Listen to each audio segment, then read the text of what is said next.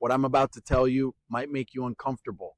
At times, you might even get angry at me. But if you stay until the end, you're going to realize something about yourself that you've been ignoring. If you're ready, let's begin. Are you really a good person, or do you just want to be seen as one? When you help someone, do you actually do it for them, or just to polish your own conscience? If no one saw you, would you still do the same? If no one thanked you, would you still make the effort? Be honest, because the answers to these questions are more dangerous than you think.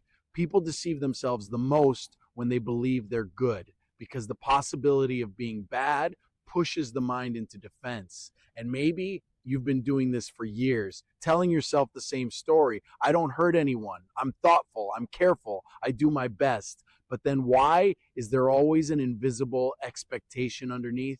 Why does every act of kindness carry a hidden need to be seen?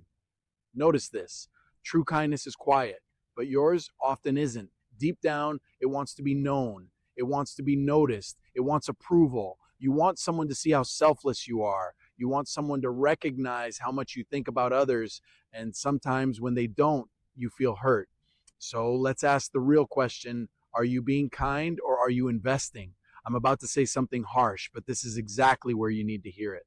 You're not trying to be a good person. You're trying to be perceived as one. And those are not the same. Real kindness doesn't need an audience. It doesn't need a role. It doesn't need a stage.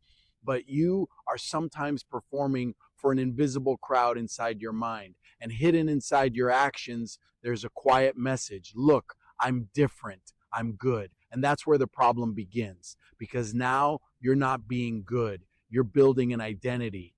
That's why you can't say no. That's why you say yes to things you don't want. That's why you stay silent, not to avoid hurting others, but to avoid looking bad. You don't want to seem harsh. You don't want to seem selfish. You don't want to seem cold. And for that, you sacrifice your own boundaries. Now, ask yourself this. Are you truly kind, or are you trying to look good so people won't leave you? If this question makes you uncomfortable, good. That means we touched the right place. Because this isn't about morality. This is about identity. You're afraid of losing the good person label, because if that label disappears, you don't know who you are anymore. So for years, you've been carrying the same role, the one who smiles, who understands, who holds back, who swallows everything. But is that really you, or just a version you created to make others comfortable? Now let's go deeper. When you stay silent to avoid hurting someone, are you truly compassionate, or are you just afraid of conflict?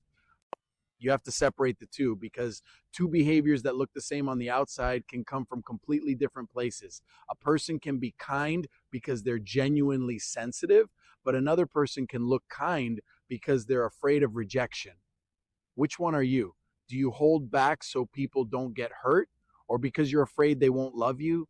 The difference seems small, but your entire life is shaped by that difference. Some of your good behaviors aren't character, they're defense. People pleasing is the quietest form of control. Yes, you heard that right. When you please others, you believe they won't leave you. When you adapt, you think you won't be rejected. When you sacrifice, you feel valuable. And slowly, kindness stops being a moral choice. It becomes an emotional safety system. And that's why people who seem very kind on the outside are often full of anger inside, because giving constantly without being seen drains them. Constantly without being understood destroys them.